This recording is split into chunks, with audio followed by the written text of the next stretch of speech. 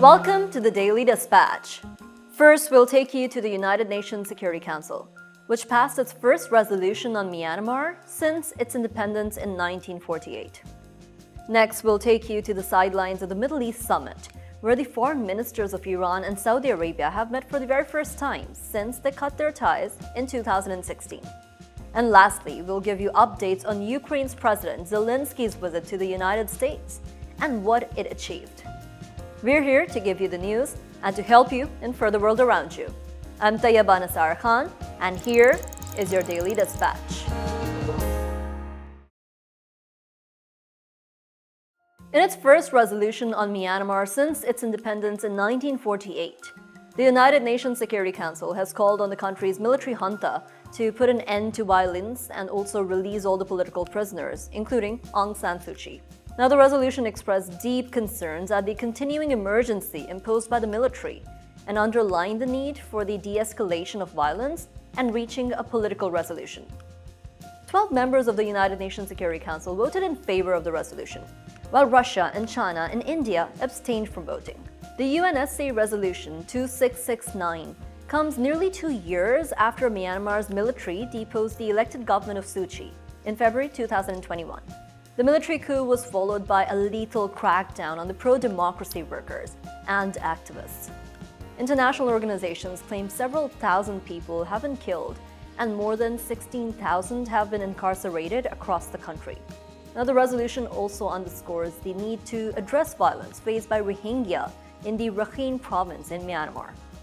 As we have already covered in one of our previous dispatches, the military junta has been accused of carrying out systematic persecution of ethnic minority Rohingya Muslims in the Rakhine province, which the US has described as an act of genocide. They live in heavily crammed camps with little to no service delivery, with heavily armed security forces guarding them, having ultimate authority over who can come in or go out. Amnesty International has called this systematic apartheid. Although the resolution has been lauded for denouncing the military junta's human rights violations and atrocities, it is still not clear how it will be implemented on the ground, making some skeptics call for more stringent measures, like an arms embargo, and also considering it necessary to de-escalate the violence. Next, we'll take you to the sidelines of the Middle East Summit, a regional conference in Jordan that aims to diffuse the regional tensions, where Iran's foreign minister, Hossein Amir-Abdollahian, met with his Saudi counterpart, Prince Faisal bin Farhan al-Saud. Now, this marks the highest level of public contact between the two countries since they cut ties in 2016. In a tweet, the Iranian foreign minister said that both sides have agreed to continue the process of dialogue in the future. However, no further details were shared. The foreign minister of Saudi Arabia has yet to make formal comments on this meeting. Now, Saudi Arabia cut diplomatic ties with Iran back in 2016 after an attack on its embassy in Tehran, with protesters responding to Riyadh executing prominent Shia cleric Sheikh Nimr al-Nimr over the charges of fostering unrest and conspiring against the state. But since April 2021, Iraq and Oman have hosted multiple rounds of talks between the two countries. One significant outcome of these talks was the reopening of Iran's representative office at the Jeddah-based Organization of Islamic Cooperation. Now, the sixth round of direct bilateral talks was expected to be held after the two states last engaged in dialogue on April 25, 2022. However, since then, it has been delayed several times, both due to Iraq's internal political turmoil and Iran's accusation of Riyadh supporting the protests in Iran over the human rights. These renewed signs of bilateral engagement open a window of opportunity for both the countries to hold dialogues on key issues, like Iran's nuclear deal, the war in Yemen, the reciprocal accusations of fomenting instability in the Middle East region. Next, we'll give you updates on Ukraine's President Volodymyr Zelensky's visit to the United States, which is his first foreign trip since the start of the war between Russia and Ukraine. He met with the US President Joe Biden and addressed the US lawmakers, urging them to increase the military and financial support and saying Kyiv would never surrender. The Biden administration pledged $2 billion, including the transfer of Patriot missiles, and promised another $45 billion. Now, this trip comes amidst some concerns that aid fatigue might be setting in among the Ukrainian allies in the US and Europe in the face of global inflation, rising energy prices, and disruptions to the global supply chains. Now, these apprehensions have increased with the Republicans, who will take control of the House of Representatives from January next year, warning they will not write a blank check to Ukraine as the US Congress decides whether to approve an extra $45 billion in aid to Kyiv. Now, meanwhile, Russian President Vladimir Putin, in an address to the senior military officials, has said there will be no financial limit or cap on supporting the Russian military campaign in Ukraine. He added what is happening between Russia and Ukraine was a tragedy, but Moscow had no option but to keep fighting and standing up to Western arrogance. In recent months, Moscow has faced some setbacks in the south and east of Ukraine, including Ukraine wresting back the control of Kherson, and has officially accepted problems faced during the mobilization of forces. With both the sides committing and seeking more resources for the war efforts, there are fears that the conflict between Kyiv and Moscow will be a long one. Also on the dispatch, Beijing has received its first batch of COVID-19 vaccines from Germany. A shipment of vaccines from BioNTech was delivered from Germany after China agreed to provide access to German and other nationals in China with the access to non-Chinese vaccines. In a reciprocal move, German officials have also stated that Chinese citizens in Europe can have access to the Sinovac vaccine. So far, details on the number of vaccines remain unknown.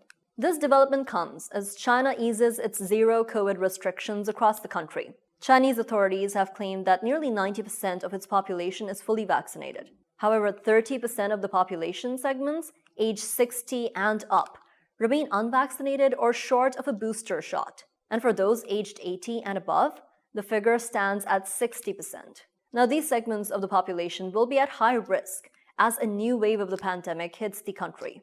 Western manufacturers have relied on the use of the mRNA technology to produce the vaccines, which are reported to be more effective against the highly infectious Omicron variant, unlike the vaccines from China engineered with the inactivated virus. So far, China has allowed the use of such vaccines, including BioNTech's in Macau, Taiwan, and Hong Kong.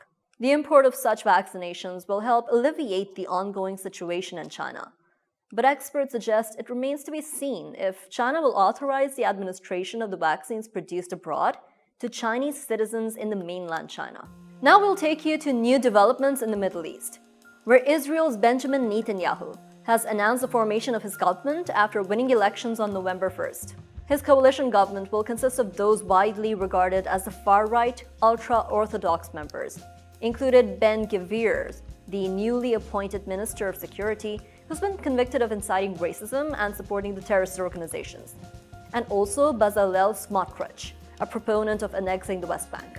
And with the oncoming of the ultra-conservative coalition, as well as talks of Netanyahu pushing through a series of laws that expand the power of Ben-Gvir over the police and grant ministerial powers to Smotrich that currently fall under the defense minister, Israel looks set to continue on its path of Palestinian oppression.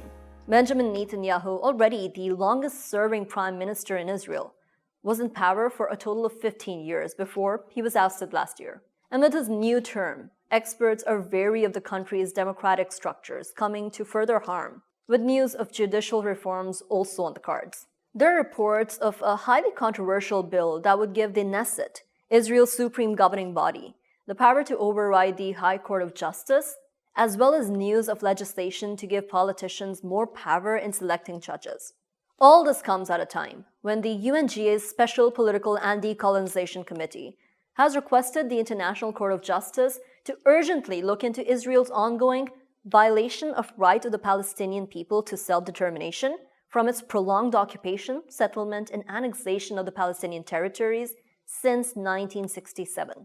The last time an advisory was sought from the ICJ was in 2003, when the construction of walls by Israel cutting off the West Bank from the rest of the Palestinian territory came under legal scrutiny. But with Netanyahu back in power with his far-right government, it remains unlikely that his special advisory will have any significant impact on Israel's plans to continue its annexation of Palestinian territories. And lastly, we'll end our dispatch with some good news. Joyland becomes the first Pakistani film to be shortlisted for the Oscars. It is among the 15 films which made it to the Best International Feature Film category, and it was also the first Pakistani film at the Cannes Film Festival to win a jury prize held annually in France. which previews all the genres of films across the world. Despite some controversy and an initial ban, Joyland has received critical acclaim and appreciation for storytelling and taking up the taboo subjects. The milestone of Joyland making it to the Oscars was celebrated by the Pakistani film fraternity and social activists, including the Oscar-nominated Sharmeen Obaid-Chinoy and Malala Yousafzai, the Nobel Peace Prize winner. That's all, folks. We'd be happy to receive your suggestions and feedback. We'll be back tomorrow with more bite-sized news that keeps you up to date with what's going on in the country, the region, and the globe. I'm Tayyaba Nasar Khan, and this was your Daily Dispatch.